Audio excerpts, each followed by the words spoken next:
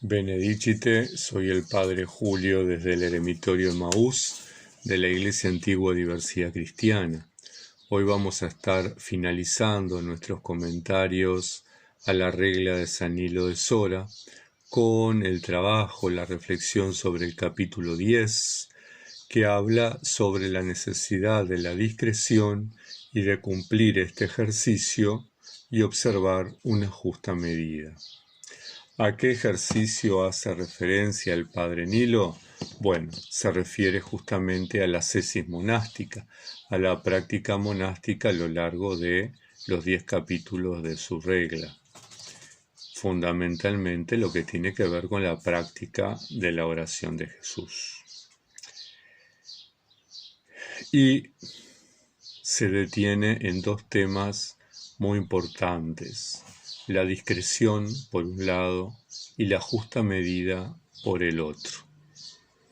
Citando a San Basilio, enseña que todo debe cumplirse con discreción y en la justa medida, y que todas nuestras acciones deben estar sujetas a la razón.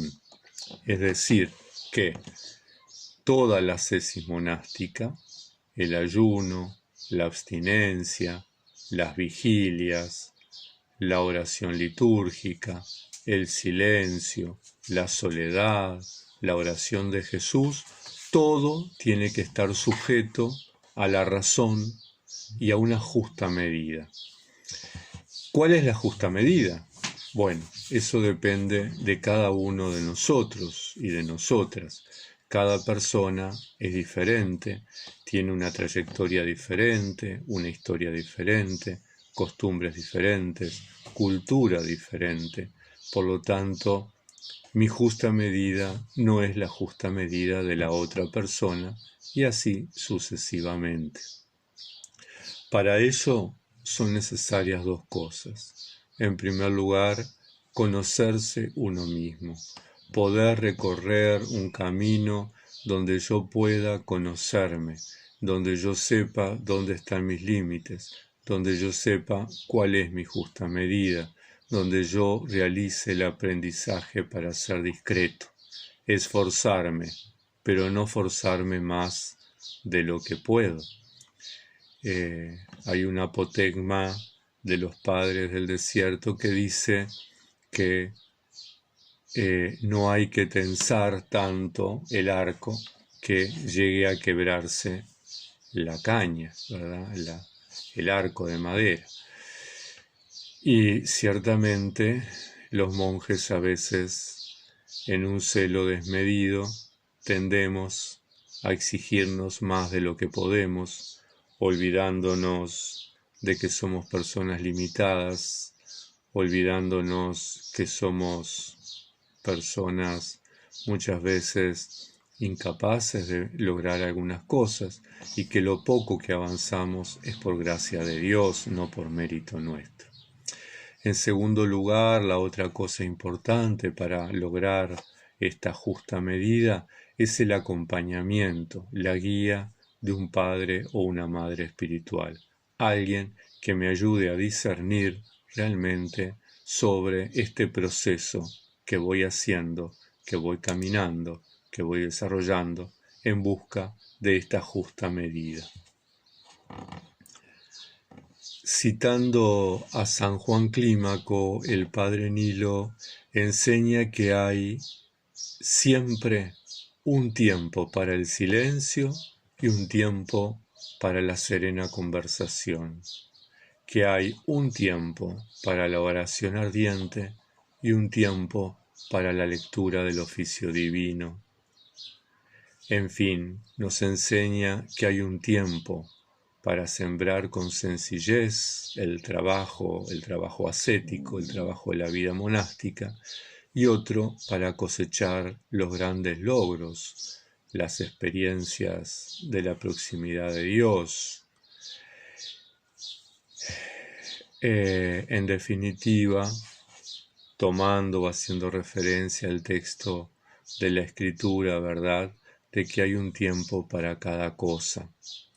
Y en realidad es importante que en la vida monástica sobre todos nosotros, los eremitas, que caminamos solos, sin la compañía de una comunidad, sin la presencia permanente de un Padre Espiritual que nos acompañe y nos guíe en el camino, es importante que hagamos un buen uso de los tiempos que tenemos a disposición, de los distintos tiempos, que los administremos, pero que los administremos de acuerdo a nuestra vocación eremítica y de acuerdo a nuestra realidad humana, a nuestra capacidad humana.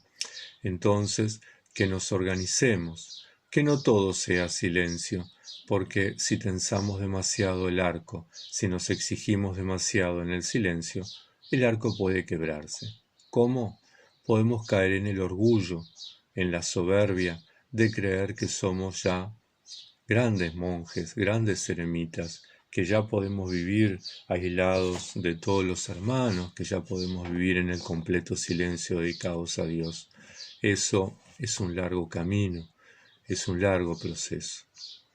Entonces, por eso San Nilo plantea que hay un tiempo también para la conversación serena, saber que necesitamos del hermano o de la hermana, de su consejo, de su orientación, de su experiencia.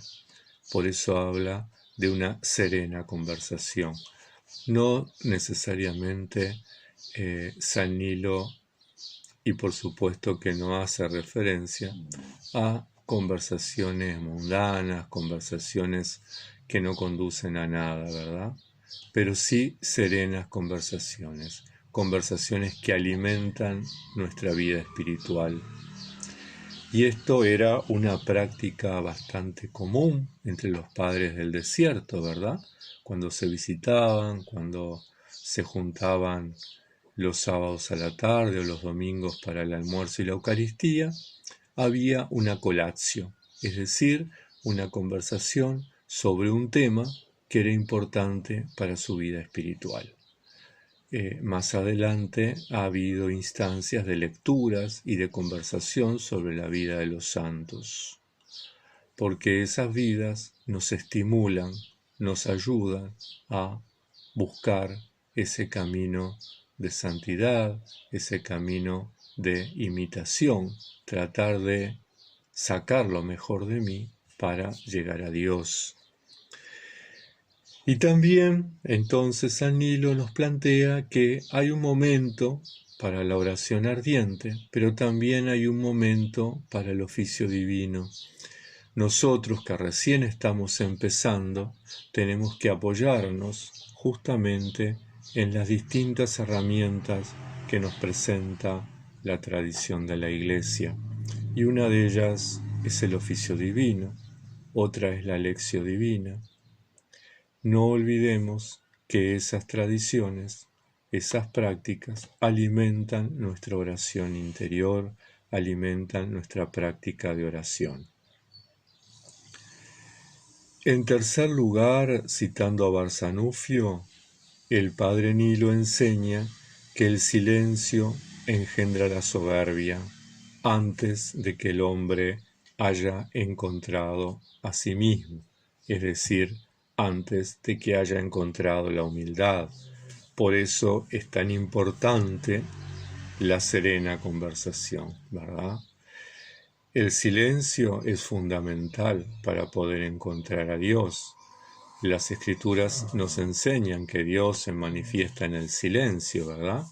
En la noche serena, llama a Samuel, en la calma silenciosa de la montaña, habla con Elías, pero también tiene que haber un tiempo para el silencio y un tiempo para la conversación.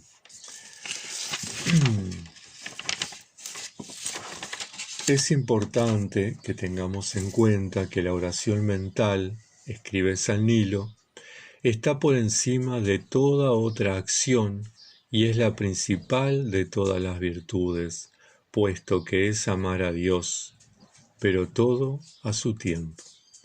Es interesante como el padre Nilo, por un lado, plantea la oración mental, ¿verdad? ¿Se acuerdan que él hacía tres diferencias: la oración vocal, la oración mental y la oración del corazón, la oración constante, la oración del espíritu. Y él plantea que la oración mental, ese tener nuestro intelecto en el corazón, tener en sintonía nuestros pensamientos con nuestros sentimientos, que estén conectados, es el amor a Dios. Es decir, que de alguna manera el Padre Nilo lo pone a la par del primer mandamiento: amarás al Señor tu Dios sobre todas las cosas. Amarás al Señor tu Dios con toda tu alma, con todo tu corazón, con toda tu mente. Es decir, que la oración mental es el recuerdo de Dios, es vivir, caminar, transitar bajo la presencia de Dios, es la comunión con Dios. Por otro lado, nos dice que todo a su tiempo, es decir, que hay un tiempo en que debemos interrumpir la oración mental porque todavía no estamos preparados para pasar al tercer paso, que es la oración del corazón, la oración constante, y que seguramente eso nos lo dará el Señor por gracia cuando sea el momento.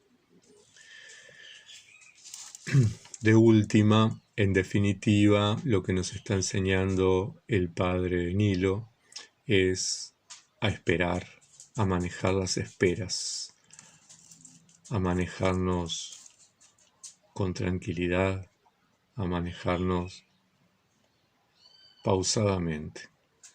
En esta práctica de la oración no hay que correr porque podemos tropezar y caernos. Finalmente, plantea que el tiempo oportuno viene después de haber adquirido la sabiduría y que es mejor hacerlo en compañía de otros hermanos, 2 o 3, que en soledad. Existen riesgos en el manejo de estos tiempos. Por lo tanto, 2 o 3 hermanos, 2 o 3 discípulos, con la presencia de un Padre espiritual, es la mejor forma de adquirir esta práctica. ¿A qué práctica hace referencia? A la oración de Jesús. La soledad compartida, la soledad en pequeñas fraternidades y la paternidad espiritual. 3 temas bien importantes en la vida eremítica. Los ermitaños, las ermitañas estamos llamados a vivir plenamente la soledad, pero para ello hay que estar preparado. Un primer paso es una soledad compartida, no en una comunidad, en soledad, pero compartida. Tener la posibilidad de intercambiar con un padre espiritual e intercambiar con algunos hermanos. Los tiempos de nuestros padres monásticos, la única forma que había era irse a vivir a la celda del abad, ¿verdad? O construir una celda cercana a la del padre espiritual y ahí compartir con 2 o 3 hermanos la experiencia de fe bajo la guía de este padre. Hoy, los medios de comunicación nos permiten de alguna manera que en la soledad de nuestro eremitorio, uno en Alaska y otro en Tierra del Fuego y otro en la India, puedan compartir gracias a la tecnología. Entonces es importante que aprovechemos estos recursos que Dios ha promovido entre la sociedad y la cultura para que los pongamos al servicio de nuestra vida espiritual. Para la soledad absoluta hay que estar muy bien preparado. Es necesario que podamos hacer un proceso como el que hizo nuestro Padre San Antonio, ¿verdad? Un proceso de búsqueda, de combate espiritual y que se fue marcando en distintas etapas. San Antonio no se fue solo al desierto, San Antonio primero estuvo en su casa y ahí llevó vida ascética. Segundo, se fue a una caverna. Tercero, se fue, internó en el desierto. Y tenía a San Pablo Ermitaño como un referente con quien conversaba, con quien nos cuenta la vida de Antonio, que mantenía conversaciones con él. Y de hecho San Antonio tuvo en su entorno 2 o 3 monjes que eran discípulos con los que interactuaba. La soledad absoluta nos conduce a Dios, pero para eso es necesario un camino de preparación. Tenemos que tener mucha capacidad de discernimiento para vivir en la reclusión. Y tenemos que pedirle a Dios que nos dé esa capacidad de discernimiento, porque estamos llamados justamente a vivir radicalmente la soledad, radicalmente el silencio.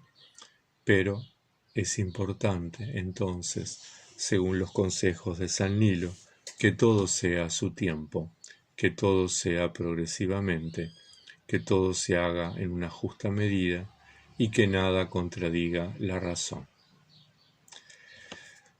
De esta forma finalizamos nuestros comentarios a la regla de San Nilo de Sora.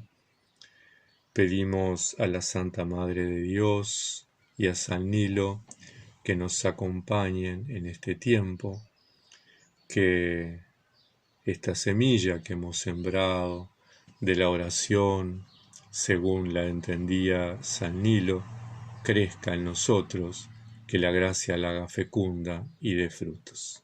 Muchas bendiciones.